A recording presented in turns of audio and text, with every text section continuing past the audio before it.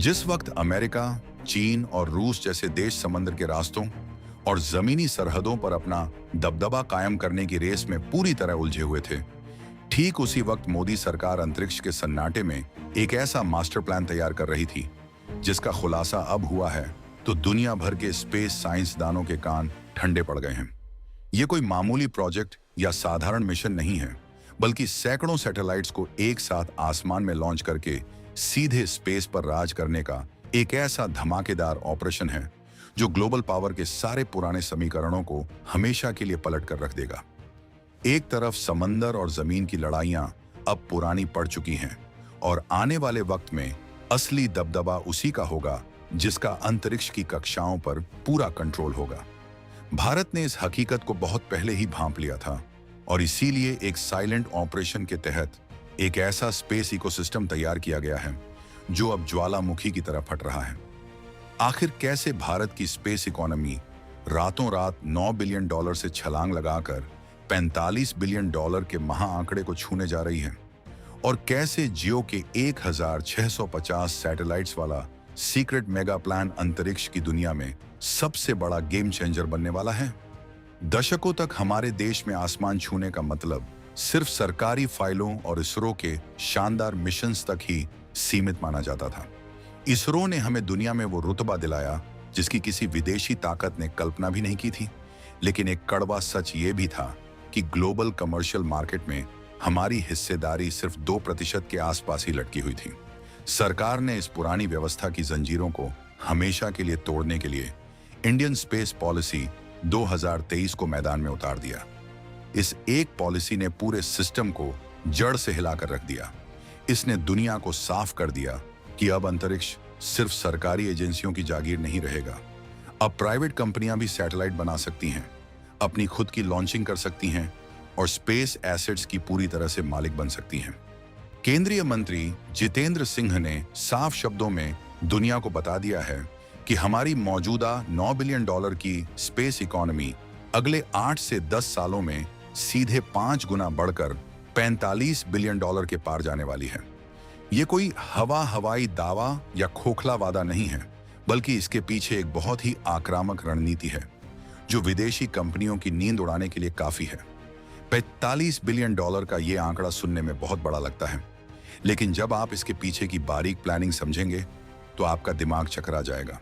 दुनिया भर में अब इंटरनेट, नेविगेशन, मौसम की जानकारी और कम्युनिकेशन पूरी तरह से स्पेस पर निर्भर होने जा रहे हैं।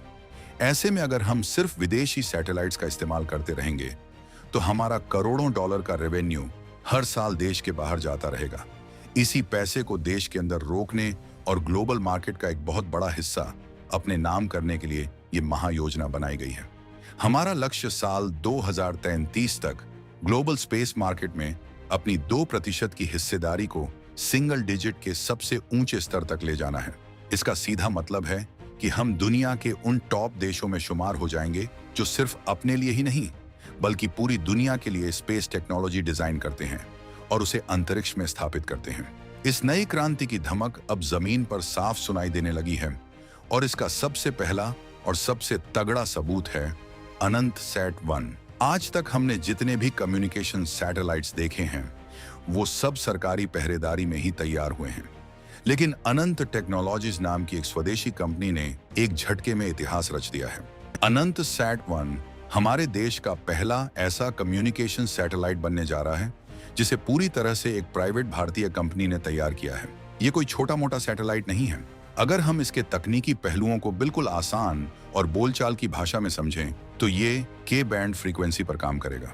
के बैंड का सीधा सा मतलब है कि ये सैटेलाइट डेटा को बहुत ही ज्यादा भारी मात्रा में और तूफानी स्पीड से ट्रांसफर कर सकता है।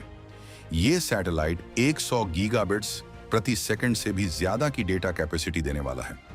अब आप सोचेंगे कि 100 गीगाबिट्स प्रति सेकंड की स्पीड का आम आदमी की जिंदगी से क्या लेना देना है, तो समझ लीजिए कि जब यह सैटेलाइट अंतरिक्ष में काम करना शुरू करेगा तो हमारे देश के उन सुदूर इलाकों, पहाड़ों और जंगलों में भी हाई स्पीड इंटरनेट पहुंचेगा जहां आज तक ब्रॉडबैंड की तार नहीं पहुंच पाई है।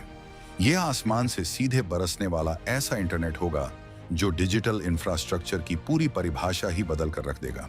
यह सिर्फ एक सैटेलाइट का लॉन्च नहीं है, बल्कि अंतरिक्ष में हमारी प्राइवेट कंपनियों के दबदबे की पहली बड़ी मुनादी है। इससे विदेशी कंपनियों को यह साफ संदेश चला गया है कि अब भारतीय कंपनियां सिर्फ विदेशी पुर्जों को जोड़ने का काम नहीं करेंगी, बल्कि अपनी खुद की तकनीक से आसमान में राज करेंगी। लेकिन असली तूफान तो अभी आना बाकी है। स्पेस इंटरनेट की दुनिया में अब तक स्पेसएक्स जैसी बड़ी बड़ी विदेशी कंपनियों का ही सिक्का चलता था। सबको लगता था कि स्पेस इंटरनेट के मार्केट पर तो सिर्फ विदेशी ही राज करेंगे, लेकिन रिलायंस जियो ने अब एक ऐसा दांव चला है जिसने इंटरनेशनल मार्केट में भूचाल ला दिया है। जियो 10 से 15 बिलियन डॉलर का भारी भरकम निवेश करने पर विचार कर रहा है। यह निवेश किस लिए है? यह निवेश है लो अर्थ ऑर्बिट, यानी धरती की निचली कक्षा में पूरे 1650 सैटेलाइट्स का एक विशाल जाल बिछाने के लिए। जब इतने सारे सैटेलाइट्स एक साथ धरती का चक्कर लगाएंगे तो आसमान में एक ऐसा नेटवर्क तैयार होगा जो किसी भी विदेशी कंपनी के नेटवर्क को सीधी टक्कर देगा। धरती की निचली कक्षा में होने की वजह से इन सैटेलाइट्स से आने वाले इंटरनेट में कोई रुकावट या देरी नहीं होगी। जियो का यह पूरा सिस्टम ब्रॉडबैंड और डायरेक्ट टू डिवाइस कनेक्टिविटी के लिए डिजाइन किया जा रहा है। आसान शब्दों में कहें तो भविष्य में आपको अपने मोबाइल फोन में इंटरनेट चलाने के लिए किसी ऊंचे टावर की जरूरत नहीं पड़ेगी। सीधे अंतरिक्ष में मौजूद सैटेलाइट से आपके फोन में सिग्नल आएंगे।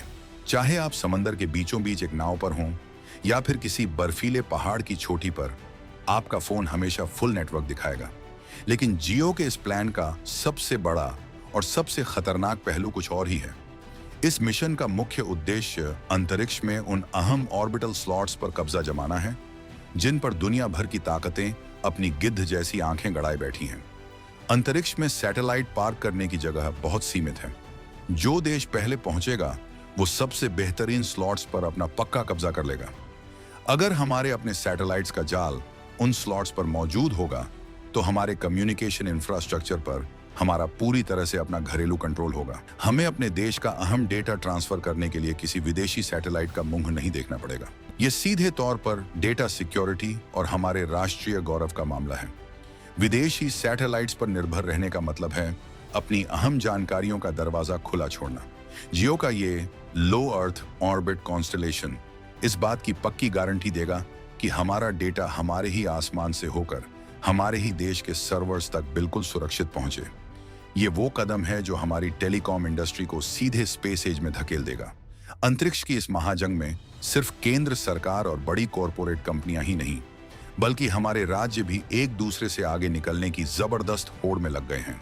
आपको जानकर हैरानी होगी कि कर्नाटक, तमिलनाडु और दूसरे राज्यों के बीच स्पेस मार्केट के सबसे बड़े हिस्से पर कब्जा करने की तगड़ी प्रतिस्पर्धा चल रही है। ये राज्य बहुत अच्छी तरह समझ चुके हैं कि भविष्य का सबसे बड़ा खजाना आसमान की ऊंचाइयों में छिपा है।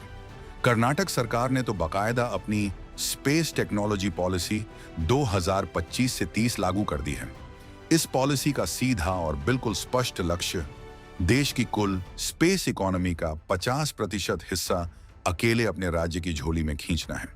सोचिए, एक अकेला राज्य देश की आधी स्पेस इकोनॉमी पर राज करना चाहता है। अपने इस महत्वाकांक्षी लक्ष्य को हासिल करने के लिए कर्नाटक बेंगलुरु में एक शानदार सेंटर ऑफ एक्सीलेंस बनाने जा रहा है। यह सेंटर कोई साधारण ऑफिस या सरकारी इमारत नहीं होगा। यह रिसर्च, इनोवेशन और इंडस्ट्री के दिग्गजों का एक ऐसा अड्डा बनेगा जहां से स्पेस सेक्टर की सबसे एडवांस तकनीकें ईजाद की जाएंगी। जो युवा वैज्ञानिक और इंजीनियर आज तक विदेशी स्पेस एजेंसियों के लिए काम करने का सपना देखते थे, उन्हें अब अपने ही देश में, अपने ही राज्य में वर्ल्ड क्लास सुविधाएं मिलेंगी। कर्नाटक चाहता है कि सैटेलाइट डिजाइनिंग से लेकर रॉकेट के पुर्जे बनाने तक हर बड़ा काम उनके ही इकोसिस्टम के अंदर हो। कर्नाटक की इस आक्रामक रणनीति को देखकर तमिलनाडु और बाकी राज्य भी हाथ पर हाथ धरे नहीं बैठे हैं। तमिलनाडु में भी स्पेस पार्क्स और मैन्युफैक्चरिंग हब बहुत तेजी से विकसित किए जा रहे हैं। वहां भी नीतियां इस तरह से मोड़ी जा रही हैं ताकि प्राइवेट कंपनियों को वहां बड़ी बड़ी फैक्ट्रियां लगाने में कोई परेशानी ना हो। जब किसी देश के अंदर ही अलग अलग राज्य खुद को सबसे बड़ा स्पेस हब बनाने के लिए इस तरह भिड़ जाते हैं तो उसका सीधा फायदा पूरे देश की अर्थव्यवस्था को मिलता है। हजारों नए स्टार्टअप्स की लाइन लग रही है। लाखों युवाओं को रोजगार के ऐसे नए मौके मिल रहे हैं जिनके बारे में कुछ साल पहले तक सोचा भी नहीं जा सकता था। ये घरेलू प्रतिस्पर्धा विदेशी निवेशकों के लिए एक बहुत बड़ा चुंबक बन गई है। इन सब कमर्शियल और प्राइवेट जीतों के बीच इसरो एक ऐसा मिशन अंजाम देने जा रहा है जो हमारे स्पेस इतिहास के पन्नों में हमेशा के लिए अमर हो जाएगा। गगनयान मिशन, ये हमारी स्पेस जर्नी का सबसे महत्वाकांक्षी, सबसे जटिल और सबसे गौरवशाली प्रोजेक्ट है। हमने साल 2027 को वो ऐतिहासिक टारगेट ईयर तय किया है जब हम अपने पहले भारतीय अंतरिक्ष यात्री को अपने ही स्वदेशी रॉकेट से अंतरिक्ष की गहराइयों में भेजेंगे। ये कोई आसान काम नहीं है। इंसानों को अंतरिक्ष में ले जाना और उन्हें जिंदा, बिल्कुल सुरक्षित वापस धरती पर लाना इंजीनियरिंग की दुनिया का सबसे मुश्किल काम माना जाता है। और हम ये काम किसी विदेशी मदद के बिना पूरी तरह अपने दम पर करने जा रहे हैं। इससे पहले कि हमारे असली एस्ट्रोनॉट्स इस ऐतिहासिक सफर पर निकलें, इसी साल के अंत तक गगनयान का सबसे अहम और आखिरी टेस्ट मिशन होने वाला है। इस टेस्ट मिशन में किसी इंसान की जगह व्योममित्र नाम के एक खास ह्यूमनॉइड रोबोट को अंतरिक्ष में भेजा जाएगा। व्योममित्र कोई साधारण पुतला या खिलौना नहीं है।